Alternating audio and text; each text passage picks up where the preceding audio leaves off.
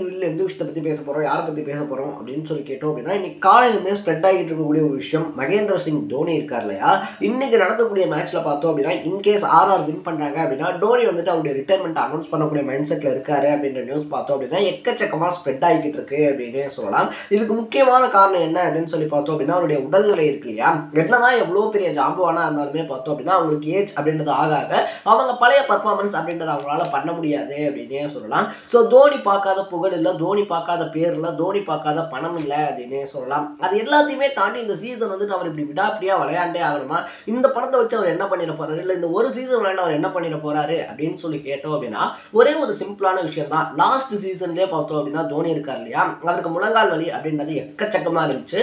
So இதனாலேயே பார்த்தோம் அப்படின்னா பிஃபோர் மேட்சாக இருந்தாலும் சரி, ஆஃப்டர் மேட்சாக இருந்தாலும் சரி, காலில் வந்துட்டு அந்த கட்டு போட்டிருக்க மாதிரி பார்த்தோம் அப்படின்னா அதை போட்டுட்டு தான் கிரவுண்டுக்குள்ளே வாக் அப்படின்றதே பண்ணிட்டு இருப்பாரு. அப்போ அகமதாபாத்ல பார்த்தோம் அப்படின்னா மேட்ச் அப்படின்றது நடக்கிறதுக்கு முன்னாடி எல்லாருமே எக்ஸ்பெக்ட் பண்ண விஷயம், தோனி இருக்கார் இல்லையா, அவர் வந்துட்டு அவருடைய ரிட்டைர்மெண்ட் அப்படின்றத அனௌன்ஸ் பண்ணிடுவாரு. ஏன்னா அவரால் உடம்புக்கும் பார்த்தோம் அப்படின்னா சரியா முடியல, அது மட்டும் இல்லாமல் பார்த்தோம் அப்படின்னா இதுதான் கரெக்ட் டைம் அப்படின்னு சொல்லி எல்லாம் எக்ஸ்பெக்ட் பண்ணிக்கிட்டு இருக்கும்போது தோனி சொன்ன ஒரு வார்த்தை என்ன அப்படின்னு கேட்டோம்னா, சென்னை இருக்கு இல்லையா, சென்னையில் தான் என்னுடைய லாஸ்ட் மேட்ச் அப்படின்றது வந்துட்டு இருக்கணும். ஏன்னா எனக்காக பார்த்தோம் அப்படின்னா என்னுடைய செகண்ட் ஹோம் கிரவுண்டாக வந்துட்டு சென்னை அப்படின்றது தான் இருக்குது. நான் இந்த சீசனோட ரிட்டையர்ட் ஆகிடலாம் அப்படின்னு சொல்லி தான் நினைக்கிறேன். ஃபேன்ஸ்க்கு வந்துட்டு தேங்க்ஸ் அப்படின்னு சொல்லிட்டு ஒரு வார்த்தையை சொல்லி என்னால் முடிச்சிட முடியும். பட் இன்னும் ஒரே ஒரு சீசன் பார்த்தோம் அப்படின்னா ஃபேன்ஸ்க்காக விளையாட ஆசைப்பட்றேன் அப்படின்னு சொல்லியிருந்தாரு அப்படின்னே சொல்லலாம். ஸோ இந்த சீசனில் தோனி விளையாடுறத பார்த்தோம் அப்படின்னா தன்னை ப்ரூஃப் பண்ணிக்கிறதுக்காகவோ, தான் ஒரு சிறந்த ஃபினிஷர் அப்படின்றத காட்டிக்கிறதுக்காகவோ, அதை தாண்டி பார்த்தோம் அப்படின்னா பணத்துக்காகவோ புகழுக்காகவோ கிடையாது. முழுக்க முழுக்க முழுக்க பார்த்தோம் அப்படின்னா ஃபேன்ஸ் அப்படின்னு தான் சொல்லணும். ஏன்னா அவர் நினைச்சிருந்தாரு அப்படின்னா முன்ன மாதிரி 4வது பொசிஷன் இருக்கு இல்லையா, இன்கேஸ் டீம் வந்து பார்த்தோம் அப்படின்னா ஒரு சில மேட்சஸ்ல ஸ்ட்ரகிள் அப்படின்றதெல்லாம் பண்ணும்போது தோனி 4வது பிளேஸ்ல வந்துட்டு ஆடி இருக்க முடியும். பட் அவரை பொறுத்த வரைக்கும் பார்த்தோம் அப்படின்னா நம்ம ஃபேன்ஸ்க்காக விளையாடுறோம், நம்ம வந்துட்டு முன்னாடி போய் விளையாடுறோம் அப்படின்னு சொல்லிட்டு கேமை கொலாப்ஸ் பண்ணிடக்கூடாது. டீமுக்குள்ள பார்த்தோம் அப்படின்னா தேவையில்லாத சங்கடம் அப்படின்றதை கிரியேட் பண்ணிட முடியாது. நம்மளால லாஸ்ட் ஒரு சில ஓவர்ஸ், அதாவது 1-2 ஓவர்ஸ் தான் பார்த்தோம் அப்படின்னா நின்று அடிக்க முடியும். நம்மளுடைய உடம்பு இருக்கு இல்லையா, நம்ம உடம்போட சுச்சுவேஷன் அப்படின்றது அந்த அளவுக்கு தான் இருக்கு, கால் அந்த அளவுக்கு தான் அக்செப்ட் பண்ணுது. ஸோ அதை மட்டும் பண்ணுவோம் அப்படின்னு சொல்லிட்டு பார்த்தோம்னா ஃபேன்ஸ்க்காக லாஸ்ட் ஒரு சில ஓவர்களை மட்டும் இறங்கி பர்ஃபார்ம் பண்ணிட்டு இருக்காரு அப்படின்னே சொல்லலாம். ஸோ இன்னைக்கு நடக்கக்கூடிய ஆர்ஆருக்கு அகேன்ஸ்டான மேட்ச் இருக்கு இல்லையா, இதுலையும் ஆர்சிபிக்கு அகேன்ஸ்டான மேட்ச்லையும் ஜெயிச்சா மட்டும்தான் சென்னை வந்துட்டு பிளே ஆஃப்க்கு போகிறதுக்கான வாய்ப்பு அப்படின்றது உறுதி செய்யப்படும். இன்கேஸ் இன்னைக்கு நடக்கிற மேட்ச்ல தோத்துட்டாங்க அப்படின்னாலே ஆல்மோஸ்ட் ஒரு 90% பார்த்தோம் அப்படின்னா சென்னை சூப்பர் கிங்ஸ் இருக்காங்க இல்லையா, அவங்களுடைய பிளே ஆஃப் கனவு அப்படின்றது நொறுங்கிருச்சு அப்படின்னே சொல்லலாம். ஸோ இன்கேஸ் இன்னைக்கு நடக்கக்கூடிய மேட்ச்ல ஆர்ஆர் ஜெயிக்கிறாங்க அப்படின்னா தோனி ரிட்டைர்மெண்ட் அனௌன்ஸ் பண்ணிடுவாரு அப்படின்ற நியூஸ் இருக்கு இல்லையா, அது ஒரு 90% உறுதிப்படுத்தப்பட்ட செய்தியாக தான் இருக்கு அப்படின்னு சொல்றாங்க. ஏன்னா இதுக்கு முன்னாடி பார்த்தோம் அப்படின்னா இன்டர்நேஷனல் கிரிக்கெட் இருக்கு இல்லையா, டெஸ்ட்லயா இருந்தாலும் சரி, இல்லை ஓடிஐலயா இருந்தாலும் சரி, அப்பயுமே பார்த்தோம் அப்படின்னா ரொம்ப பெரிய முன்னறிவிப்புகள் எதுவுமே இல்லாமல் கேம் ஆடி முடிச்சுட்டு இது வந்துட்டு என்னுடைய ரிட்டைர்மெண்ட்டை நான் அனௌன்ஸ் பண்றேன் அப்படின்னு சொல்லிட்டு லெட்டர் மூலியமாவோ இல்லை ஒரு வீடியோ மூலியமாவோ பார்த்தோம் அப்படின்னா டோனி இருக்கார் இல்லையா, அவருடைய ரிட்டையர்மெண்ட் அப்படின்றத அனௌன்ஸ் பண்ணியிருக்காரு. ஸோ இப்போயுமே என்ன சொல்கிறாங்கன்னா ஆர்ஆர் மேட்ச்சுக்கு அகேன்ஸ்டாக விளையாண்டு முடிச்சதுக்கு அப்புறமா பார்த்தோம்னா நான் ரிட்டையர்மெண்ட் அனௌன்ஸ் பண்ணுறேன்னு சொல்லி டோனி சொல்கிறதுக்கான வாய்ப்புகள் நிறைய இருக்குது அப்படின்னு சொல்கிறாங்க. ஸோ என்னதான் ஆச்சு தோனிக்கு, தோனி உடம்புல என்ன பிரச்சனை, அதை தாண்டி சிஎஸ்கே பிளே ஆஃப்க்கு போகிறதுக்கான வாய்ப்பு எந்த வகைகள் இருக்குது அப்படின்னு தான் பேச போகிறோம். அதுக்கு முன்னாடி நம்ம சேனலுக்கு நீங்கள் புதுசாக வந்திருந்தீங்க அப்படின்னா இதே மாதிரி அப்பப்போ அப்டேட்டாக போயிட்டு இருக்கக்கூடிய விஷயங்கள் இருக்கு இல்லையா, அது கரண்ட் அஃபேர்ஸாக இருந்தாலும் சரி, பாலிடிக்ஸாக இருந்தாலும் சரி, ஸ்போர்ட்ஸாக இருந்தாலும் சரி, இதே மாதிரி அப்பப்போ அப்டேட்டாக போயிட்டு இருக்கக்கூடிய விஷயங்களை நீங்கள் தொடர்ந்து தெரிஞ்சுக்கணும் அப்படின்னு ஆசைப்பட்டீங்கன்னா மறக்காம சேனலை சப்ஸ்கிரைப் பண்ணிக்கோங்க. So first of all Dhoni அப்படின்னு சொல்லி எடுத்துக்கிட்டோம் அப்படின்னா அவருக்கு உடல்நிலை சரியில்லாமல் போயிடுச்சு. அவருக்கு வந்துட்டு பார்த்தோம் அப்படின்னா இன்ஜுரி அப்படின்றதெல்லாம் நம்ம ரேராக பார்க்கக்கூடிய கேட்கக்கூடிய ஒரு விஷயமா தான் இருந்திருக்கு. எப்பயுமே தன்னை ஃபிட்டாக வச்சுக்கிறதுல பார்த்தோம் அப்படின்னா தோனி இருக்கார் இல்லையா, முழுக்க முழுக்க கான்சென்ட்ரேட் அப்படின்றத பண்ணுவார் அப்படின்னே சொல்லலாம். ஸோ 2010 சீசனில் பார்த்தோம் அப்படின்னா ஐபிஎல்லை பொறுத்த வரைக்கும் அவருக்கு முழங்கையில் ஒரு பிரச்சனை அப்படின்றது வருது. ஸோ அதுலேயுமே பார்த்தோம்னா வெறும் 3 போட்டியை தான் சுரேஷ் ரெய்னா இருக்கார் இல்லையா, அவர் வந்துட்டு கேப்டனாக லீட் பண்ணுறாரு. மறுபடியும் டோனி உள்ள வந்து அந்த கேப்டன்சி அப்படின்றத எடுத்துட்டு பிளே பண்றாரு. அதுக்கப்புறமா பார்த்தோம் அப்படின்னா ஒரு சில சீசன்ஸ் இந்த 2019 சீசன் இருக்கு இல்லையா, அந்த சீசன்ல பார்த்தோம் அப்படின்னா முதுகு வலினால கொஞ்சம் கஷ்டப்பட்டாரு அப்படின்னே சொல்லலாம். ஸோ இது எல்லாமே பார்த்தோம் அப்படின்னா ஒரு 40-45 ஏஜ் அப்படின்றத கிராஸ் பண்ணக்கூடிய எல்லாருக்குமே இருக்கக்கூடிய பிரச்சனைகள் தான் அது தோனிக்கும் வர ஆரம்பிக்குது. ஸோ அந்த டைம்ல பார்த்தோம் அப்படின்னா முதுகு வலி அப்படின்றத அவதிப்படுறாரு. லாஸ்ட் சீசன்ல பார்த்தோம் அப்படின்னா முழங்கால் வலி இருக்கு இல்லையா, அதுல ரொம்பவே ஸ்ட்ரகிள் பண்ணாரு அப்படின்னே சொல்லலாம். ஸோ மேட்ச் ஆடி முடிச்சுட்டு பெவிலியன் திரும்பும் போது கூட பார்த்தோம் அப்படின்னா தாங்கி நடக்கிற மாதிரியா இருந்தாலும் சரி, இல்லை ரொம்ப ரொம்ப கஷ்டப்பட்டு பெவிலியன் ரீச் பண்ணுறதா இருந்தாலும் சரி, அந்த மாதிரி தான் அவருடைய பர்ஃபார்மன்ஸ் அப்படின்றதெல்லாம் இருந்துச்சு.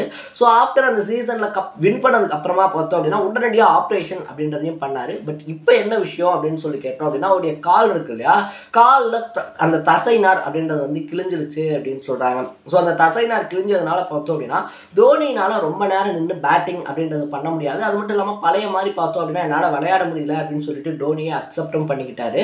பட் டீமினுடைய நலன் அப்படின்றத பொறுத்த வரைக்கும் பார்த்தோம்னா நிறைய ஹார்ட் ஹிட்டர்ஸ் இருக்காங்க, நிறைய லாஸ்ட் ஃபினிஷர்ஸ் இப்போ இருக்காங்க. ஷமீர் ரிஷ்விலாம் பார்த்தோம் அப்படின்னா நல்லா ஃபினிஷ் பண்ணுவாருன்ற நம்பிக்கை இருக்குது.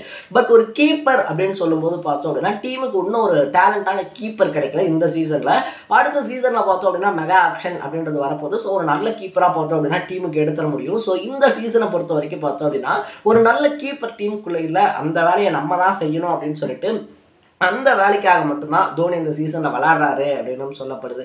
ஸோ இப்படி இந்த கால் தசைனார் இருக்கு இல்லையா, அது கிழிஞ்சதுனால பார்த்தோம்னா லாஸ்ட் மேட்ச்சில் அவருக்கான விருது அப்படின்றது கூட அவரால் வாங்க வர முடியல. ருத்ராஜ் கெய்க்வாட் தான் பார்த்தோம் அப்படின்னா வந்து வாங்கிட்டு போயிருந்தாரு. ஸோ இனிமேல் வந்துட்டு சென்னை பிளே ஆஃப்ஸுக்கு போகிறது இருக்கு இல்லையா, இன்னும் இருக்கக்கூடிய 2 மேட்ச், இன்னைக்கு இருக்கக்கூடிய ஆர்ஆர், அதுக்கப்புறமா இருக்கக்கூடிய ஆர்சிபி, இந்த 2 மேட்ச்லையுமே சென்னை ஜெயிச்சாங்கன்னா ஒரு அளவுக்கு வாய்ப்பு இருக்குது. தோனி இன்னைக்கு ரிட்டையர்மெண்ட் அப்படின்றத அனௌன்ஸ் பண்ண மாட்டாரு அப்படின்னு சொல்கிறாங்க.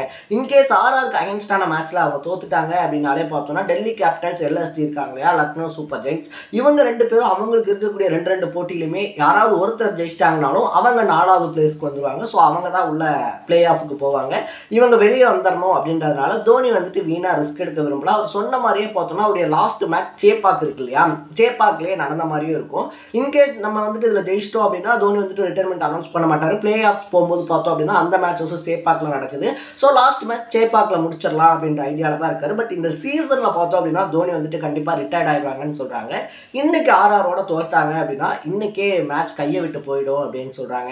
சரி, ஓகே, சிஎஸ்கே இருக்கு இல்லையா, சிஎஸ்கே பிளே ஆஃப்ஸுக்கு போகிறதுக்கான வாய்ப்பு எந்த வகையில் இருக்குது அப்படின்னு சொல்லி பார்த்தோம்னா, முன்னாடியே சொன்ன மாதிரி இன்னைக்கு நடக்கக்கூடிய மேட்சாக இருந்தாலும் சரி, நாளைக்கு நடக்கக்கூடிய மேட்ச் இருக்கு இல்லையா, நாளைக்கு பெங்களூர் கூட நடக்கக்கூடிய மேட்சாக இருந்தாலும் சரி, 2லையுமே ஜெயிச்சாங்க அப்படின்னா ஒரு 16 பாயிண்டோட பார்த்தோம் அப்படின்னா சிஎஸ்கே 4th பிளேஸ்க்குள்ளே போவாங்க. ஸோ பிளே ஆஃப்ஸ்க்குலாம் சிஎஸ்கேவால் ஈஸியாக போயிட முடியும். பட் அதே சேம் டைமில் பார்த்தோம் அப்படின்னா ஒரு மேட்ச்சில் தோற்று ஒரு மேட்ச்சில் ஜெயிக்கிறாங்க அப்படின்னு சொல்லி வச்சுக்கிட்டோம்னா டிசி எல்எஸ்டி இருக்காங்க இல்லையா, so Delhi Capitals, Lucknow Super Giants, இவங்க 2 பேரில் யாராவது ஒருத்தர் 2 மேட்ச்சில் ஜெயிச்சிட்டாலும் சென்னைக்கான வாய்ப்பு அப்படின்றது போயிடும். இப்போ சென்னைகிட்ட இருக்கக்கூடிய ரொம்ப பெரிய ப்ளஸ் பாயிண்ட்டே என்ன அப்படின்னா அவங்களுடைய ரன் ரேட் அப்படின்னே சொல்லலாம். ப்ளஸில் இருக்குது 0.491 அப்படின்னு சொல்லிட்டு. ஸோ அவங்க 2 பேர் கவுத்துட்டாங்க அப்படின்ற பட்சத்தில் ஆர்சிபி இருக்கு இல்லையா, ஆர்சிபி தான் பார்த்தோம் அப்படின்னா சென்னைக்கு அடுத்த போட்டியாக இருக்காங்க அப்படின்னே சொல்லலாம். ஸோ இந்த சீசனில் பார்த்தோம் அப்படின்னா மொதல் டீமாக வந்துட்டு டோர்னமெண்ட் விட்டு வெளியே போவாங்க அப்படின்னு சொல்லி எக்ஸ்பெக்ட் பண்ண விட்ட ஆர்சிபியும் இப்போ பார்த்தோம்னா சிஎஸ்கேக்கு டஃப் கொடுக்கக்கூடிய, காம்படிஷன் கொடுக்கக்கூடிய அளவுக்கு அவங்களுடைய டீம் அப்படின்றத பில்ட் பண்ணியிருக்காங்க அப்படின்னு தான் சொல்லணும். ஸோ 2 மேட்ச்லையுமே ஜெயிச்சு சென்னை சூப்பர் கிங்ஸ் இருக்காங்க இல்லையா, அவங்க பிளே ஆஃப்ஸுக்கு போவாங்களா, இல்லைனா அவங்க இன்கேஸ் மேட்சஸ் தோக்குறாங்க அப்படின்ற பட்சத்தில் பார்த்தோம் அப்படின்னா சென்னை சூப்பர் கிங்ஸோட சேர்ந்து டெல்லி கேபிட்டல்ஸ் இருக்காங்க இல்லையா, டெல்லி கேபிட்டல்ஸ் உள்ள வருவாங்க. அவங்களோட சேர்த்து பார்த்தோம் அப்படின்னா லக்னோ சூப்பர் ஜெயின்ஸ் உள்ள வருவாங்க, ஆர்சிபி உள்ள வருவாங்க, குஜராத் டைட்டன்ஸும் உள்ள வருவாங்க. ஸோ இந்த 5 டீமுமே பார்த்தோம் அப்படின்னா 4th பிளேஸ்க்கு போட்டி அப்படின்றது போடும்போது ரன் ரேட் இருக்கு இல்லையா, அந்த ரன் ரேட் யார்கிட்ட அதிகமாக இருக்கோ அவங்களுக்கு தான் அந்த 4th பிளேஸ் அப்படின்றது தரப்படும். ஸோ அந்த 4th பிளேஸை பொறுத்த வரைக்கும் தான் நான் முன்னாடி சொன்ன மாதிரி சிஎஸ்கேவா இல்லைனா ஆர்சிபியா அப்படின்னு சொல்லி தான் கேம் வரும். ஏன்னா மற்ற 2 டீம்ஸ் டெல்லி கேபிட்டல்ஸாக இருந்தாலும் சரி, எல்எஸ்டியாக இருந்தாலும் சரி, அவங்க 2 பேருமே பார்த்தோம் அப்படின்னா மைனஸில் தான் அவங்களுடைய ரன் ரேட் அப்படின்றத வச்சிருக்காங்க. ஸோ சென்னைக்கு அகேன்ஸ்டான மேட்ச்சில் இன்கேஸ் ஆர்சிபி வின் பண்ணிட்டாங்க அப்படின்னா அவங்களும் பிளே ஆஃப்ஸ்குள்ளே வரதுக்கான வாய்ப்பு இருக்குது அப்படின்னு சொல்லப்படுது. இது எல்லாத்தையுமே தாண்டி சென்னை பிளே ஆஃப்ஸ்குள்ளே போகிறாங்களா இல்லையா, தோனி இன்னைக்கு அவருடைய ரிட்டையர்மெண்ட் இருக்கு இல்லையா அதை அனௌன்ஸ் பண்ண போறாரா இல்லையா அப்படின்றதெல்லாம் நம்ம வெயிட் பண்ணி தான் பார்க்கணும். என்னதான் பெரிய ஜாம்பவானா இருந்தாலும் அவங்களுக்கு அப்படின்னு சொல்லிட்டு அவங்களுடைய கேரியருக்கு அப்படின்னு சொல்லிட்டு ஒரு முடிவு நாள் வரும் இல்லையா, அது தோனிக்கு இன்னைக்கா இருந்துடக்கூடாது அப்படின்றதான் என்னுடைய ஆசை.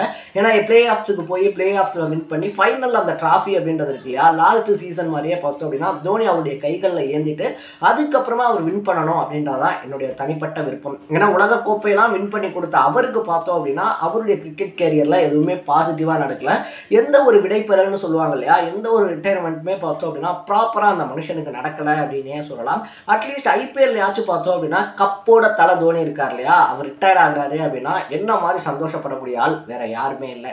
ஸோ நீங்கள் இந்த விஷயத்தை பற்றி என்ன நினைக்கிறீங்க அப்படின்றத கமெண்ட் செக்ஷனில் பதிவு பண்ணிட்டு, தோனி இன்கேஸ் ரிட்டையர்மெண்ட் ஆனார் அப்படின்னா அவருடைய விக்கெட் கீப்பிங் இருக்கு இல்லையா, அந்த பொசிஷனுக்கு வேற யார் கரெக்டாக இருப்பா அப்படின்னு சொல்லி நீங்கள் நினைக்கிறீங்க அப்படின்ட்டு கமெண்ட் செக்ஷனில் பதிவு பண்ணிட்டு, இதே மாதிரி அப்பப்போ அப்டேட்டாக போயிட்டு இருக்கிற விஷயங்கள், அது கரண்ட் அஃபேர்ஸாக இருந்தாலும் சரி, பாலிடிக்ஸாக இருந்தாலும் சரி, ஸ்போர்ட்ஸாக இருந்தாலும் விஷயங்களாலும் சரி, இதே மாதிரி அப்பப்போ அப்டேட்டாக போயிட்டு இருக்கக்கூடிய விஷயங்களை நீங்கள் தொடர்ந்து தெரிஞ்சுக்கணும் அப்படின்னு ஆசைப்பட்டீங்கன்னா மறக்காம சேனலை சப்ஸ்கிரைப் பண்ணிக்கோங்க. நாளைக்கு இதே மாதிரி இன்னொரு இன்ட்ரெஸ்டிங்கான வீடியோட சந்திக்கலாம். டாடா, பை பை.